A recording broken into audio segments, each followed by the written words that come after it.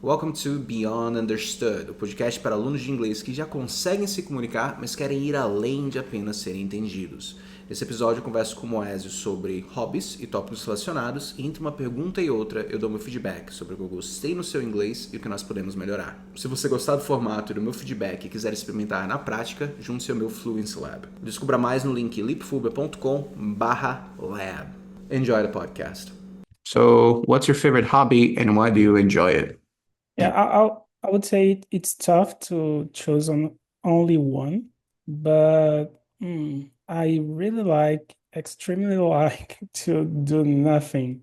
I don't know why, probably because I have a fast-paced life nowadays, So I don't have too much time to stay at home because normally I'm working, I need to go to gym, I'm doing spinning classes. So when I have time to just lay down on the floor in front of TV and just turn on my phone, it's okay for me, or just spend Mm-hmm. time lay down and scrolling down on social medias and etc. It's nice because it's a time to relax my mind, I would say. But I started to practice some exercise since January this year, and Mm-hmm. uh, it was awesome because I discovered a new hobby. I really like to go to gym, and I never think that it was a cool thing for my life personally. But I don't know how to say this in English, but there's one expression in Portuguese like we say we are like a rat from gyms, A gym rat, because I yeah. yeah, I am there every day, Monday to Monday, you know. So I'm really liking this experience, and it's tough because my muscles are hurting, but I think it's part of the process, the adaptation. Adaptation, this word exists, I Mm-hmm. don't know, but yeah, practicing some exercise and doing nothing, I would say, are the best hobbies that I pick up right now. How about you? I'll comment a little bit what you said first, though. I'll say that I really liked the word you used. You said fast-paced. So I like that. Fast-paced. I think you said I have a fast-paced life. Hmm. Fast-paced life. I think I said fast-paced. I switched the P and the F. Fast-paced life. So to say, you could just say I have a busy life, but that's a nice one. I like that adjective. You also use the verb to lying down. And so to lie down. So you can lie down in bed. And this is, I really like this verb because when you say it, it's not much of a problem, but when you write it, it's problematic. Yeah, so you say, because I enjoy just lying down. And so we switch to a Y, Lying. So I like that verb because of that. It can get confusing if you see it written like, oh, is it harder to identify? I just enjoy lying down, but I like that one. And a gym rat. So you are a gym rat right now. We do say that in Portuguese, rato de academia. And I believe we got that from English. So it was originally from English. And it is true what you said. Your muscles get sore. Yeah, so my muscles get sore after a session. Yeah, you can say my muscles hurt. That is true, especially if it's like if they hurt a lot, which sometimes they Hmm. do. But if it's just like that pain, like you move a little bit, and then you feel it, then you can say it's sore. Yeah, I feel this soreness. That would be the noun for that. I feel the For, soreness. for example, it's the same meaning when you get some throat sore. A sore throat. Yeah, very good one. Perfect. Yeah. So if you can swallow, right? Because it hurts. That's usually how I know that I'm gonna get sick. Because the first problem I have is I get a sore throat. And if I start to have a sore throat, I know that tomorrow my nose is gonna be clogged, I'm gonna have a headache, I'm gonna be sneezing, coughing. Yeah, so you can say in English, I can say the throat is the first to go. as the first one to be a problem. I'll comment on gym as well because I also like going to the gym. I also that have that hobby, and I remember when I started, and a long time ago now. I think 2015, 2016. I was feeling a bit depressed, and I found that going to the gym really helped me. And I was just like, oh my God, like there's this whole life of exercise that I didn't know because I used to be that very sedentary, which is a good word. I would like to use it in Portuguese as well. As well, I was that sedentary guy that was like, look at the people exercise. It's like stupid people, paying money to go to the gym and sweat. But I fell in love with it as well. But right now, I'm going through a moment where I realized that I was using the gym to procrastinate.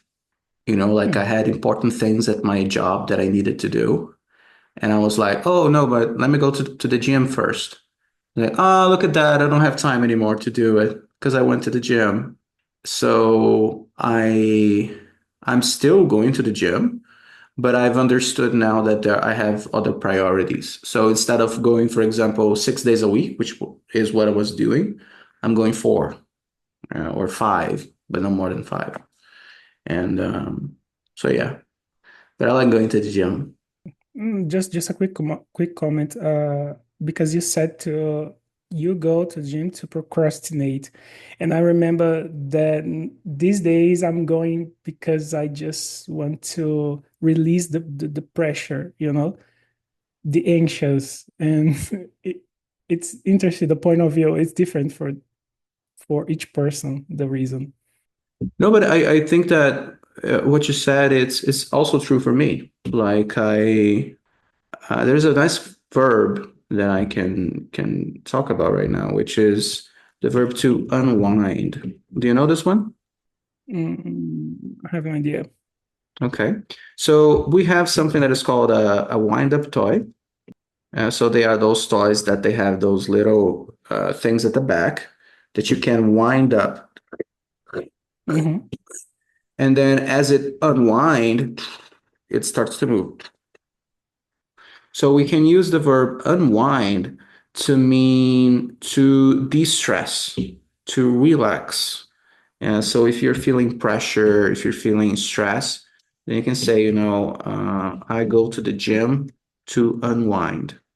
Or many people like to say, I like to have a glass of wine at night to unwind. Yeah, so to relax, to de-stress. So I I get what you mean, and I used to I used to say the same thing. It's still true, like I prefer to work out in the evening because it's like I can take all the stress from the day and just use that as fuel to exercise. Whereas if I go in the morning, I'm just cold. Meaning like my muscles are not warm enough to like do the movement and things like that. Mm, In the morning it's tough, because I'm a person that really likes things after midday, mhm.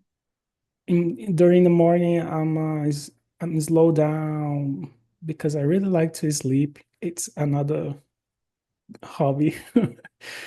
Uh, Even though I sleep less than I really like, but it's another thing. For example, during weekends, I really like to wake up late, yeah, because I have more time and it's nice to sleep, just sleep. Mhm. I'm talking about, wake up 10 a.m., 11 a.m. But nowadays, because the gym, I'm waking up early. But uh, if I have time and I don't have any schedule or something like that, I really like to stay in my bed, just doing nothing or just sleeping.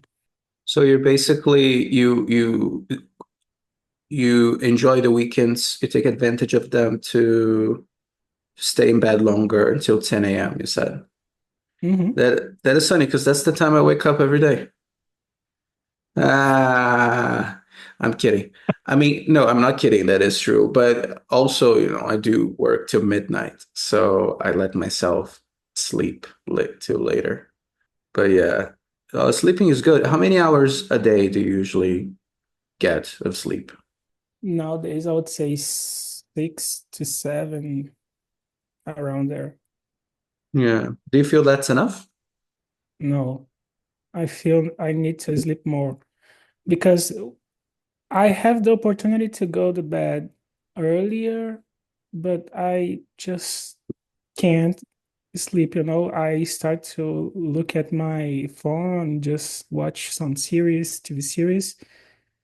And when I look at the clock, it's just 1 a.m., one and a Mm-hmm. half. And, I need to wake up 7 a.m. and then another day. Mm-hmm. So I think I can improve my my time to sleep better, but it's in progress. Mm-hmm. Yeah. One phrase we can use there is the next day. So I need to wake up earlier or at 7. I think that's what you said. The next day. And there is a verb which is to sleep in. So if you sleep in, it's what you described, like you stay in bed till later. And so you could say on weekends, I sleep in. It can be accidentally, like, you didn't mean to sleep till later. So it can be accidental like that, but it could also be intentional. Oh, no, like I wake up at 9 and I still have one more hour. So I'm gonna take that one more hour. That's a good one. Yeah, but in my case, it's never intentionally because when I Really? look at oh Jesus, I forgot the name. Let me see if it escaped my mind. The alarm clock. I don't know. Mm-hmm. Alarm exists in English. Sure, yeah. And when you look at your alarm in your cell phone and the alarm says the next alarm will ring in 4 hours, 5 hours, it normally makes me feel upset because I don't, I won't have enough time to sleep. Mm-hmm. It's okay. So last year I switched from Android to the iPhone.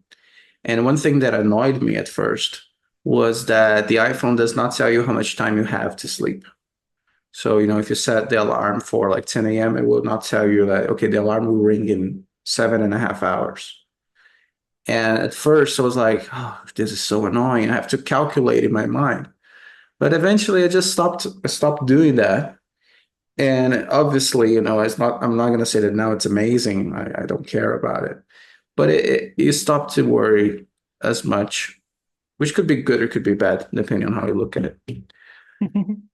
There is this other question here. I like question 5. Do you prefer hobbies you can do alone or with others? So I'll go first.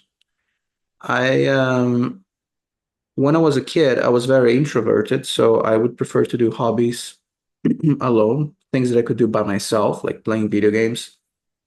I could play video games with other kids, but I wanted to play by myself. But today, now that I'm an adult, I prefer hobbies that I can do with other people because I like to use hobbies as a way to meet people and make new friends. Because it's harder now as an adult, right? You need an excuse to talk to people and make friends with them. So studying a language at a school or doing a sport. Recently, I took up CrossFit. Like recently, I mean this week. And the reason why I decided to do it is because I was feeling bored at the gym. I have made friends at the gym, but it's much harder to do that. And it's very much solo exercise culture, I want to say. Yeah, everybody goes there, they put their earbuds on or their headphones on. And it's like they get in the zone. And I felt like CrossFit is more friendly and there is more of a community. I had that impression from my first time as well. I'm gonna give it a month, see what I think. So Mhm. yeah, but I do prefer hobbies I can do with others these days. What about you? I agree with you. Even when my mood is not okay, and when I prefer just to put my earphone and stay isolated from other people, when I have the opportunity, especially on in the gym, I stop the music and I take some water. I'd like to talk with different people, not different people that I don't know in the first time, but people that I um I built some relationship, inside that space. But So for no, sure, it's something that motivate myself to go to another spaces, because I'm consider myself a shy person. So it's hard and tough to go to the place alone, especially in the first time. I feel annoying, strange when I got there. So when you have someone to go with you, it's nice because you maybe can share this annoying time. So yes, there are something I don't remember specifically one now to do alone, but in general, I prefer with others. when you say annoying time, do you mean the experience of arriving at the gym or the whole gym experience? I'm sorry, I didn't get it.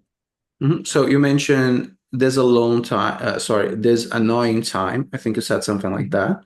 My Mhm. question is, do you mean like what is the annoying part? Is it like mustering up the courage to go to the gym and do the exercise, or is like doing the exercise that is the annoying part? Mm, I don't know. Thinking about better. Uh, in terms of the to talk with others or having some relationship, or No, you it's don't just know because what I you mean. you just said there's an annoying bit and like having someone there with you. So my question really is just like what is the helpful part for you? Is it like, oh, let's go together, let's enter together because you are Yeah, yeah, introverted, or is it like it's good to have someone there because doing the exercise is boring, so it's good to have someone there to it makes it less boring having someone with you. So my yeah, question yeah. is, what was the annoying part Hmm. that you mentioned? Because it wasn't clear to me. Okay.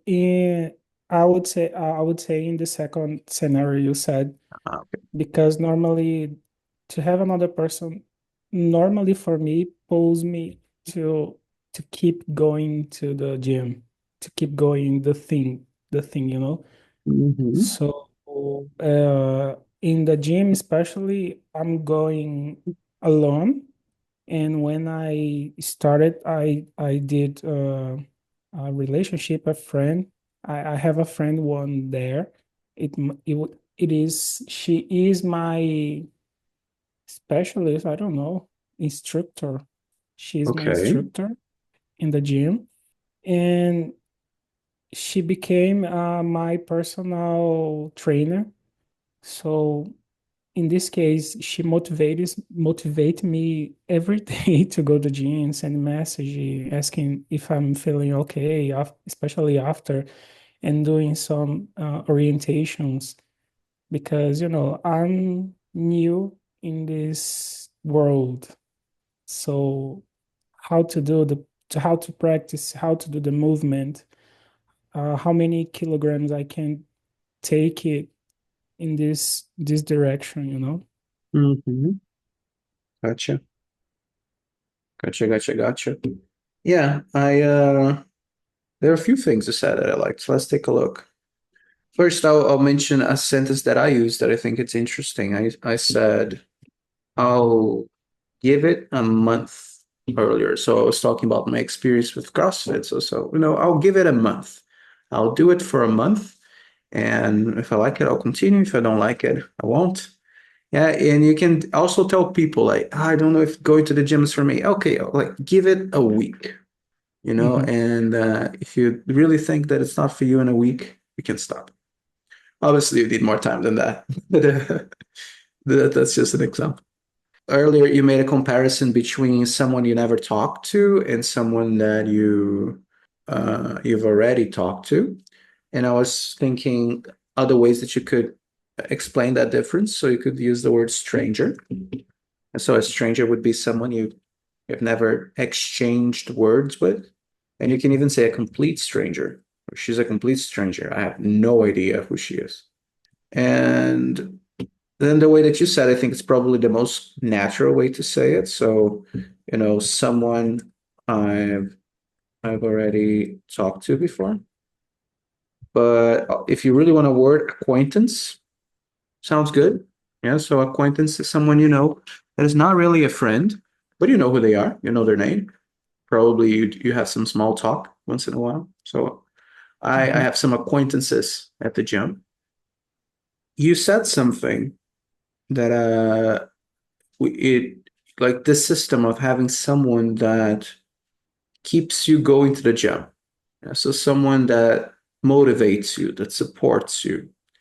And we have a phrase in English that is very popular these days. People like to use it a lot, which is to hold yourself or to hold somebody accountable.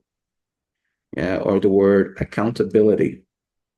Now let's take a look at the dictionary because I'm not sure if I can explain it very well. So let's try accountable.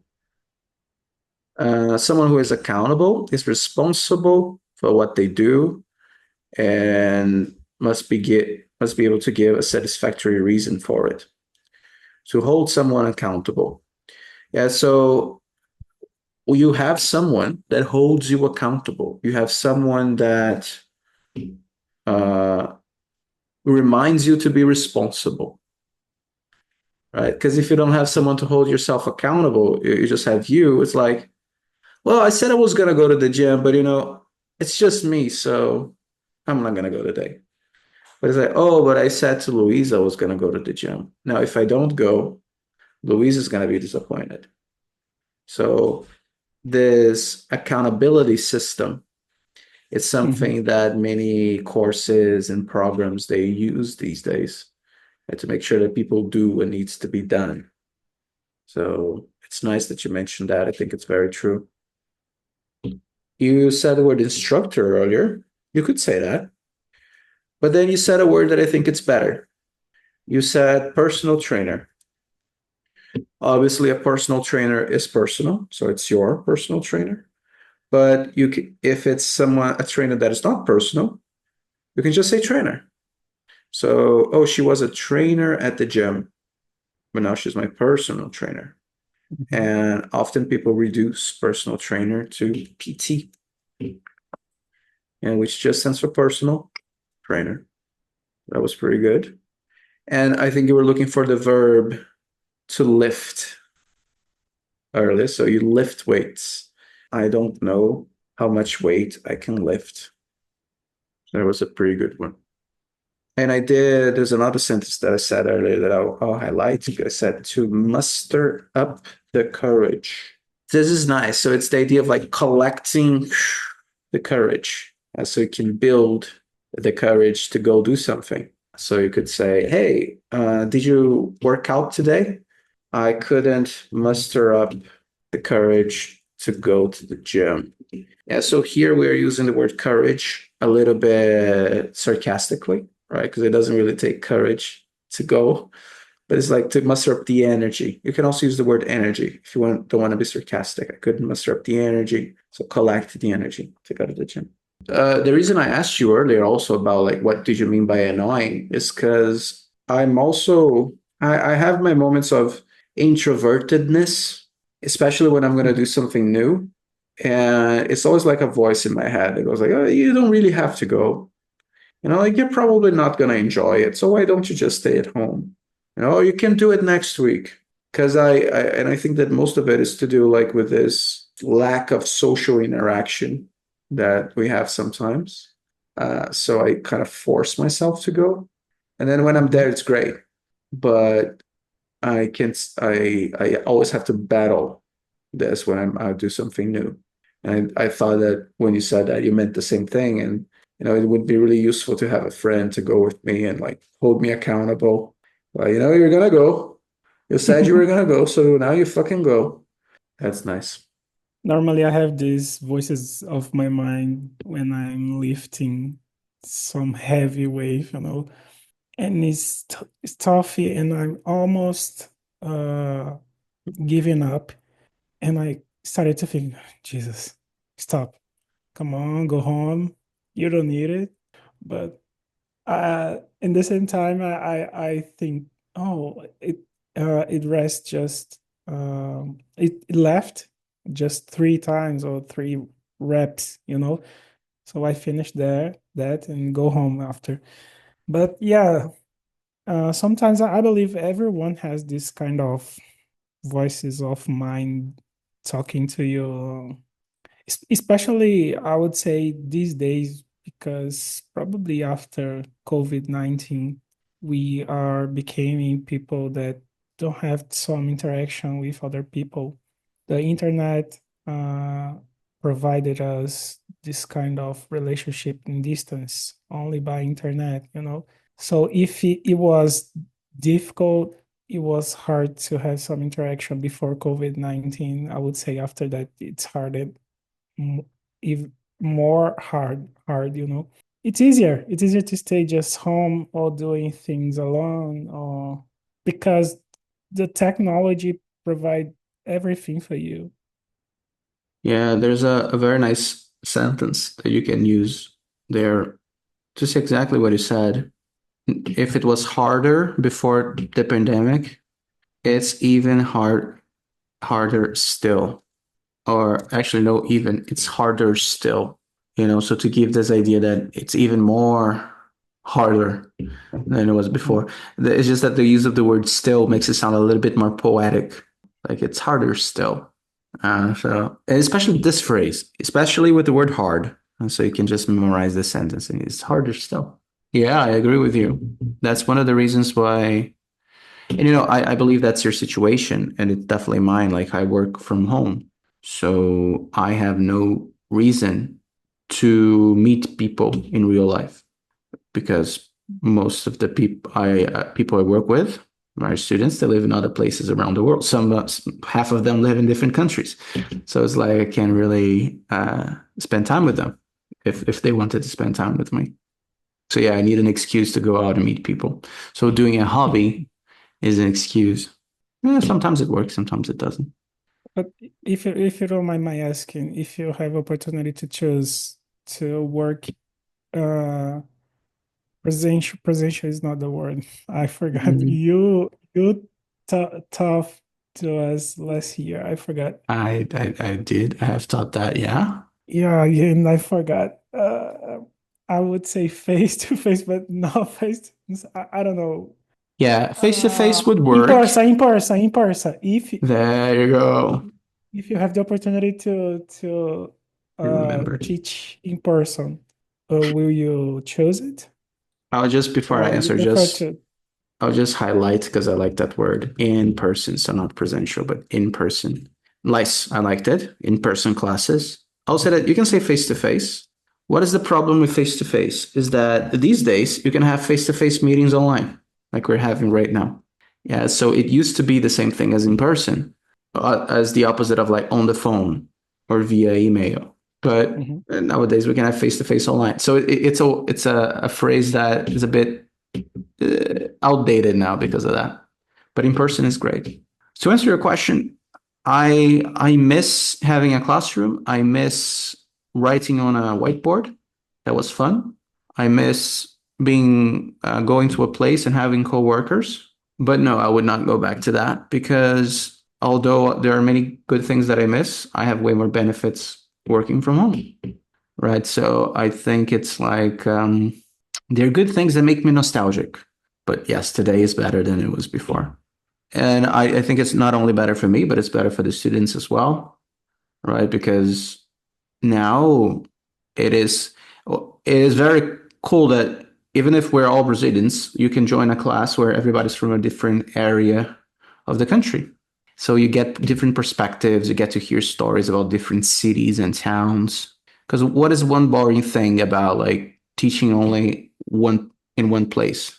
Is that people know what the experience living there is. You know, I got a bit bored of teaching back when I started going to the gym because I had been working in the same city for like 5, 6 years, 7 years, I don't remember now. So I kind of memorized everything that people were going to say because I knew their life experience because it was my life experience and it was the life experience of everybody I talked to. Like, okay, today we're learning about the weather.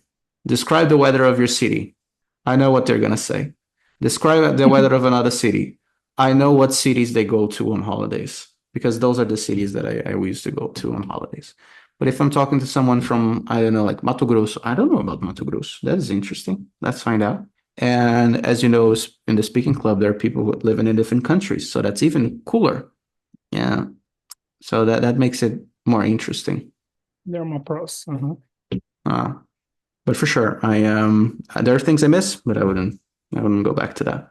Now, let me put some new questions in the chat. See which one you like best, and we can go for that one. Probably the fourth one. What impact do you think digital hobbies like gaming or online content have on children? I'll go first.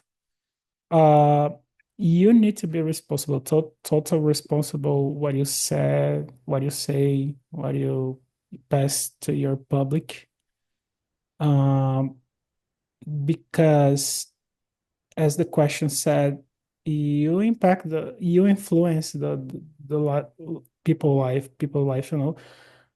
For example, if I recommend some product and if I'm a big influence, people normally buy. But in this case, on on children. So you need to filter because you need to how to explain or how to pass the content.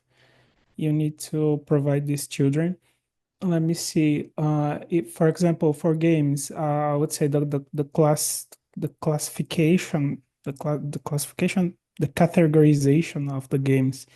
You need to look at the in, in terms of the ages, you know, because probably if there is some game that is indicated for adults, probably children shouldn't play it because it's not recommended. Um, so yeah, I think to be responsible, to look at carefully, because depending how children have contact with it, it can influence the way they can think, they can, I don't know, grow up.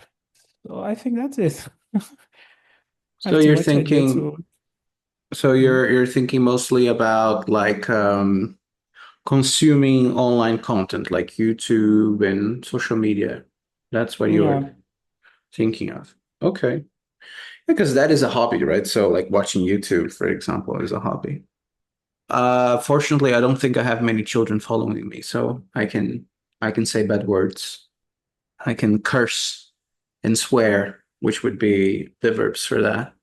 You Um, know, bad words nowadays. I know we can try to avoid, and we don't have to teach children say that or to have some contact with bad words. But you know, if they don't learn inside home, probably they will learn in the school. It's a trade-off.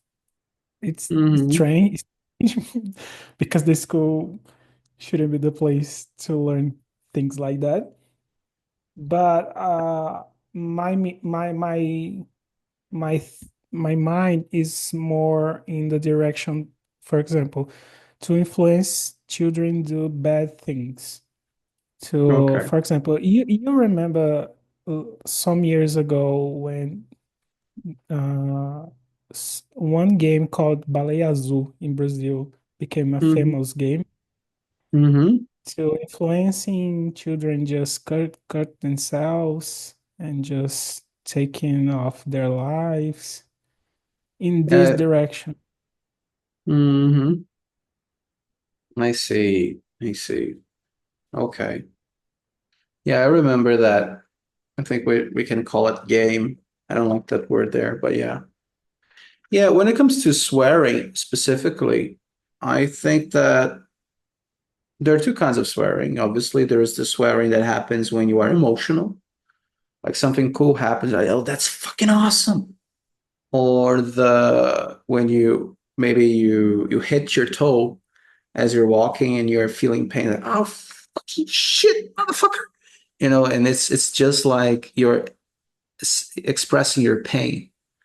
And there have been these cool studies where they MRI people's brain when they curse, and it shows that in their mother language, the emotional parts of the brain turn on. Yeah, so Mhm, cursing is an expression of emotion. So I don't think that it's a problem that way.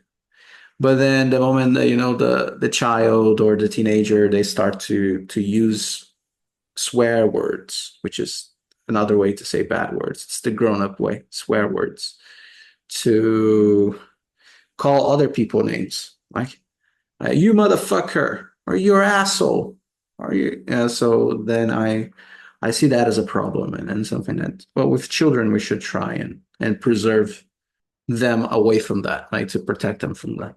But mhm, obviously, as you said, they go to school and they will learn that. But that's part of being an adult, I guess, growing older. If we think about, so I'll go to the other side of the question, which was, what impact do you think digital hobbies like gaming or online content have on children? So focusing on gaming, I noticed that when I was a kid, I would play video games. I would come back from school, I would play a game, but then I had to stop because my father would get home and we needed to watch TV, to watch the news. mhm, And then I would perhaps be able to play some games before to play some video game before I went to bed. These days, kids, they have their own tablet, their own phone. They just can't spend a whole day playing. They go to another house, to a family member's house, a relative's house, and like they have their phone and they're playing. They go to a park, they're playing. So I feel like and just like watching content online, that is kind of making them less sociable, and they're losing the ability to connect to people, mhm, like the way that our parents' generation thought was happening to us. I think now that is happening to them because I feel like that's happening to me. Whenever I spend a lot of time just consuming content online without actually interacting with people, I notice that there is a small barrier that I have to break to be able to interact with the world. So I think the same thing happens to children in a way. mhm, yeah. I have one question for you. Probably, I'm not sure if you have contact with children teaching. I don't touch Mm, children, Moésio. I don't touch any children. I'm kidding. Go teaching. ahead. Go Because ahead. in Brazil now we have some law to avoid children, teenagers have cell phones inside of schools. What's your concern about it? Do you agree? Do you think it's cool? It's nice? Not only in terms of, oh, it's nice, but in terms of the impact of the children, teenagers development, in terms of to to have their attention in the content inside of the Mhm. classroom, what do you think about it? First, I think that it's a good idea because I think we all could use some time away from our phones.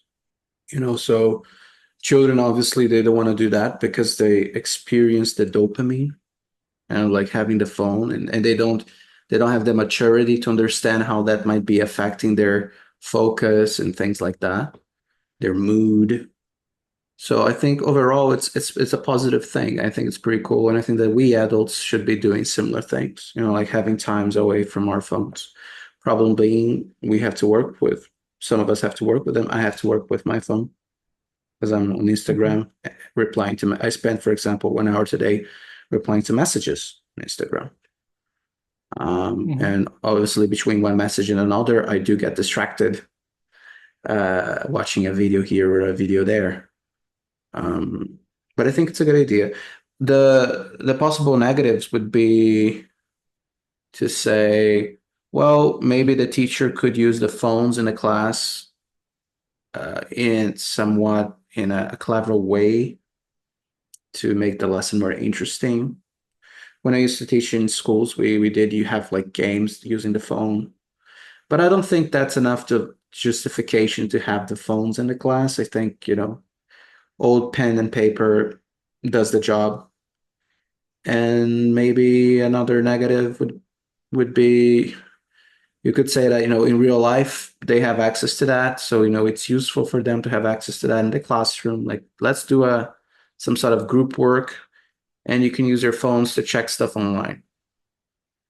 You could say that that would work. Mhm. That's a reason to have the phones in the class. But then again, you can just have them do that part at home and do something else in class. So it's a bit like when you asked me about do I miss teaching in a physical classroom versus now. There are good things about having phones in a class, but there are better things about not there more benefits to not having them at all. So I think yeah, I like that. I think it's a great idea. Mhm.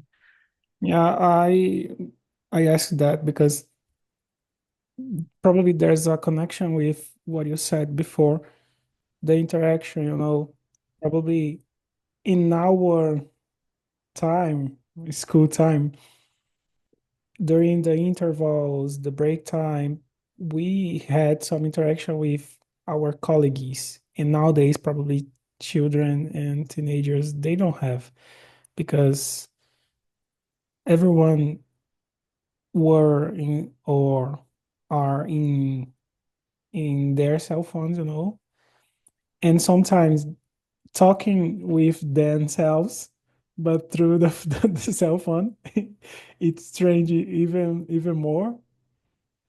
But yeah, Mm-hmm. I agree with you.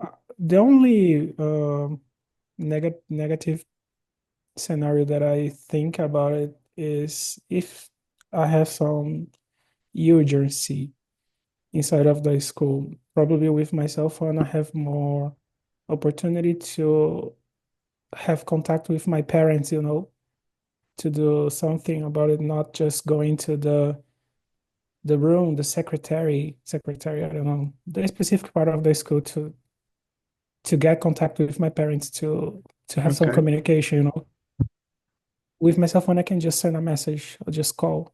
Not inside of the classroom during the classroom, but during the intervals or something like that. Yeah. But I think that in that case, you start to look at it from a perspective of like damage control, right? So you start to weigh the pros and cons of it. And it's like, okay, so yes, the child won't be able to contact their parents. But if you believe that there will be no immediate danger in the school, then well, they can go to the reception and ask to call their parents. They can go to the Mhm. principal's office and ask to call their parent. It'll be an Uh, exception in comparison yeah, with the general context. and perhaps if in Brazil it was like the U.S. where you have lots of school shootings. I was talking to someone the other day, and we checked online, and there are around 2 to 3 school shootings a month in the US, or a month or a week. I want to say a month. I hope it's not a week. But even if it's a month, that's a lot, right? So In that case, yeah, like keep the phone because, call the police, call your parents, do something. But fortunately, I don't think that's the case in Brazil. So we don't have to Mhm. act as if it were. And yeah, and get their phones away from them. I don't want to enter deeper in this subject because probably you have another themes to talk about it, but Nope, I that's fine. probably it's more effective just to put some tool or some engine in the schools that just block the signal or because as a student I can just bring my cell phone to the school inside of my bag, Hmm. and I can just even in some opportunity look inside of hiding my cell phone and Hmm. look at and just blocking the signal or something like that. I Every student can bring your cell phone, but it'll just don't it won't work because you don't have signal, you don't have the internet. Probably is more effective. Yeah, I say that's probably a clever solution. It's a matter of like trust and like, do you trust the children to do the right thing and like give their phone away? Maybe they'll have two phones. Do you trust the parents to enforce the rules? Because some parents they don't care. So usually it is. I can say that as someone that works at schools. Whenever you have a parents teachers meeting, you do it because you want to talk to specific parents, the parents of the problematic children, but they never show up. The parents that show up are the parents of the children that are doing great because they're involved. So all you do is actually tell the parents of the good children that congratulations, you're raising a very good kid. They're doing a good job. And you're like looking around, where are the parents of that brat? But you don't see them. They're not involved. So that is pretty unfortunate. So there are parents that they just don't care. Hmm. Um, but let me highlight a few different things here. So you were looking for the word earlier, which I think we can describe as age rating. Uh, I think you were talking about content, but we could use it to talk about games and movies. Yeah, so the age rating will tell you how appropriate that is for a specific age group. So, what's the age rating? It's 12 plus. So you need to be 12 or more to watch it. Uh, so how can you use this word? You can just ask, what's the age rating on the game? 18 plus. So only adults can play. Hmm. Um, Earlier, I mentioned the verbs to curse and to swear. So those are two verbs that you can use to describe saying bad words. Some examples could be a mother telling their child, don't you swear. Yeah, if you swear, I'll ground you for a week.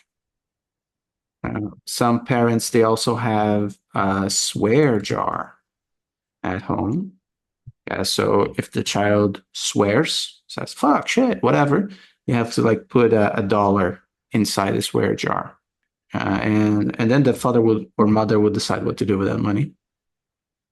Wait, swear in this scenario means to say bad words? Yes. Oh, I related to, when I lived and I grew up in a Catholic family, so I was recommended to not swear because it's not okay for God. Don't promise uh, unimportant things, it's not cool or something like that. So I Mm, was relating swear in terms of promise something, okay. but Yeah. okay. You have those two meanings. So if we put swear in the dictionary, you see the first one to use words that are rude or offensive. as a way of emphasizing what you mean, or as a way of insulting someone or something. So exactly what we talked about earlier. You can use it to express emotion, and you can use it to offend someone. And then you have, if you scroll down a little bit, to promise or say firmly that you're telling the truth. So there's this very common scene in movies or TV shows. In a court of law, they will give you a Bible. They'll give the guy a Bible. They will put their hand on the Bible and they will say, "Do you swear to tell the truth, nothing but the truth, so help you God?" You say, "Yes, I swear." So yeah, you can use that. You can use both ways. And something that the church used to say a lot, and probably your family as well, but I think people have stopped saying that as much, is the phrase, "Don't use the Lord's name in vain." Yeah, don't use the Lord's name in vain. That is one of the reasons why in English you have so many substitutes for the word God. So you can say, "Oh my God," but you could as well just say, "Oh my gosh," or "Oh my goodness." Why do all of these expressions exist? They exist because people were avoiding saying God. Yeah, but these days, in general, people don't care about it anymore, at least not the way they used to. So, yeah, so you can say, "Oh my God," "Oh my gosh," "Oh my God," "Oh my goodness." Yeah, they're both fine.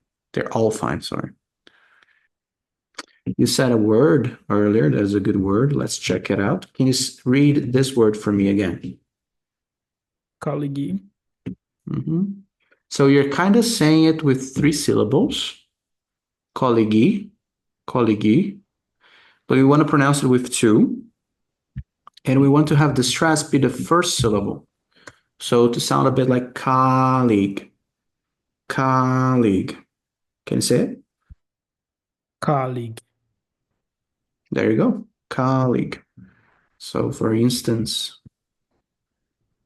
I I was talking to my colleague earlier about da da da da. Oh no, she's just a colleague, not a friend. Dun, dun, dun. Yeah, so there's that. Something that I said earlier, which is a nice verb, is the verb to weigh. So to weigh, it means to check how much something weighs. Well, how many kilos it has, yeah, or how many pounds. But you can use figuratively to say, okay, so you have to weigh the pros and cons. And so to see what has more weight, the pros or the cons, the positives or the negatives. Yeah. So to weigh the pros and cons of something, like we were talking about, what should schools do? Well, you have to weigh the pros and cons. I think there are more pros, so let's do it. You also used these words earlier. Can you say this one for me? Signal. Hmm? So you're kind of saying the I as an I, and you're not pronouncing the G. You're saying like sino, sino. But we are gonna want to say it as signal, sig, null, null, null, signal, signal. So for example, they can just block the signal. Do you have any signal? No signal. Mhm. And last, well, not last actually, but this is another word that you mentioned. What about this one? Engine. So like signal, you're saying size, signal. You're saying giant, giant. But we're gonna say engine, engine. So again, the stress is on the first syllable. Engine, engine. Could you say it again? Engine. There you go. That's the same So word for the car's engine. I think so. I wasn't familiar with the way you used it. I assume that it's because you're more versed in technology than I am. But I would say, for example, yeah, what engine does that car have? Or what engine is that? Oh, that's a V8. I think you said something like the school can set up an engine to block the signal. I don't know if you can do that. Um, we can ask ChatGPT, our good friend, see what it has to say. Let's see, let me copy this. And we can ask, does this make sense? Not quite. Because engine usually refers to a machine or system that generates power, so like the car. A device. There you go. That's a good Hmm. way. A device.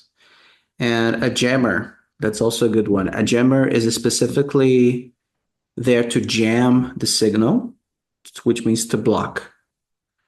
So I think this is good because if it is someone like me that doesn't really understand about this kind of technology, then if you say a device, oh, and it's okay, it's a equipment for that. Hmm. Yeah, when you explain that, I remember the word mechanism. Um, Oh, it make more sense for me. yeah, mechanism is good. I would say it still makes me think about it in a more professional way, like in the sense that you know more about this. Whereas if you were a layman, so a person that is doesn't understand very well about these things, you would just say device, right? Or a thing. The school can have a thing to block the signal. Yeah, but mechanism is good. It's a fancy word. And to finish, I'll mention two words and another thing. One is principal. So, especially in the US, we usually call the person in charge of the school the principal. So, every child is afraid of having to go to the principal's office Hmm. because maybe they did something wrong. I went to the principal's office a few times. Never my fault, obviously. I was a little angel. Um, yeah. And you mentioned something nice about they can hide the phone in their pants or something like that. Do you know the verb to smuggle? I heard about it, but I don't remember where or in what context. Okay, so if you smuggle something, then you secretly take it somewhere that perhaps you should not, or you do it illegally. So, for example, I could say they smuggle, um, what do you call cigars, Cuban cigars into the US. So they secretly take Cuban cigars to the US, which are illegal in the US, right? Or he smuggled pot, marijuana, into the party. So he secretly took marijuana into the party. So how could we use in this context? We could say, some children might smuggle a second phone into the school. And so secretly take the phone without people noticing. So it's a verb we do use a lot with contraband, so illegal goods being sold. And Mhm. lastly, I'll mention something that you seem to be a bit unsure about. Everyone is or are, and I forgot the rest of the sentence. Let's say everyone is or are, let's say, on their phones without talking to If each I'm other. mistaken, it was everyone were or are on their cell phone. Yeah. Maybe you did say that, but at some point there was something that you said. There was everyone is or are. You seem to be Mm. unsure. Um, at least that's what I got. But what do you think about it here? Which option would you go with? Everyone is or everyone are? Mm, in this case, I would say is because uh, we have one word to qualify everyone, a group of person.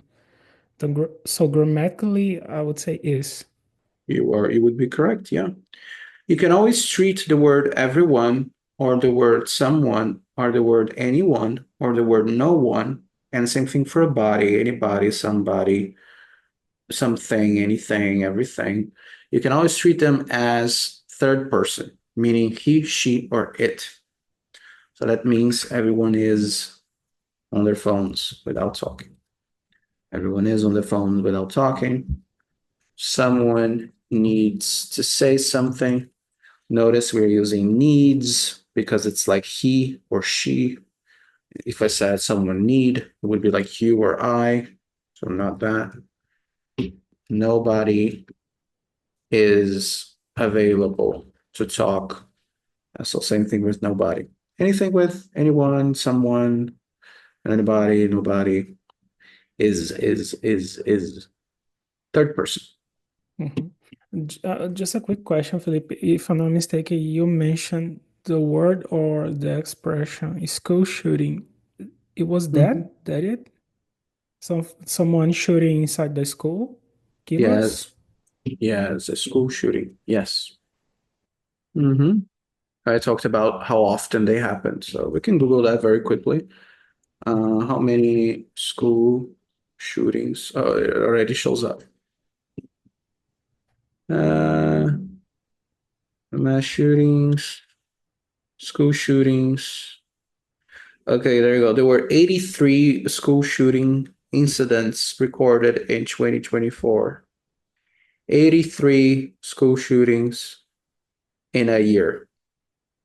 There are Oh, 52 weeks in a year, I believe. So we're looking at almost two school shootings a week. So I said that hopefully it was a month, but no, it was a week. it's So more than five per month. It's too much. it's too much. So it just shows you how big of a problem that is. So, yeah, if I had a child going to school in the US, I say, yes, I want her to have a phone. Probably I also want her to have a bulletproof vest and perhaps a gun as well, but that's more controversial. I don't know how much I would like that or not. But obviously, it is concerning. Oh yeah, that's a lot. We have Yeah. problems, but fortunately, that's not one, I think. Mm-hmm. But what is a word or a phrase from today that we saw that you really liked and you want to incorporate that? All right. Can you rip up the the list? You don't remember? Oh my Yeah. God. Or as Janice would say, oh my God. Chandler Bang. There you go. Here they are. Uh, I really like the to swear because I haven't idea to use in this meaning. Um, and the expression to hold somebody accountable. Yeah, I that's really pretty like this good. expression. hmm True, true, true, Yeah, true. and there's another the pronunciation, from colleague,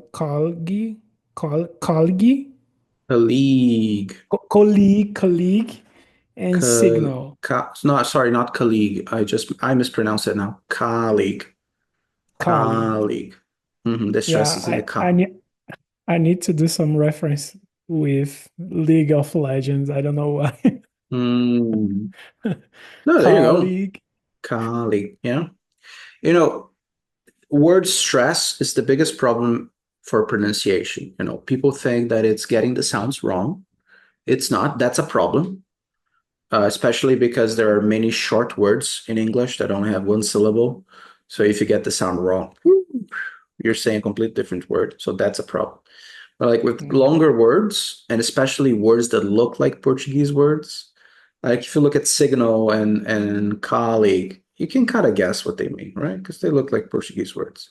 But then the stress changes, and then you're like, oh my God, what word is this person saying? I don't get it. And that's Hmm. how the Hmm. stress is a big deal. But you know, these three words, it's easier, especially for me, to incorporate my vocabulary because it's a common words in my database, you know. Another one, for example, that I learned in the speaking club it was event, and I always said event, you Hmm. know. And I don't know why, just because the course is in the internet or talking with other people, Brazilian people, they always say event, but I learned, for example, event. Event. Yeah. Yeah, I remember that. And I have used that in videos before, so you're not alone. People struggle with that. But you got it. And you got before the people that just followed me because you were at the club. So good on you for that.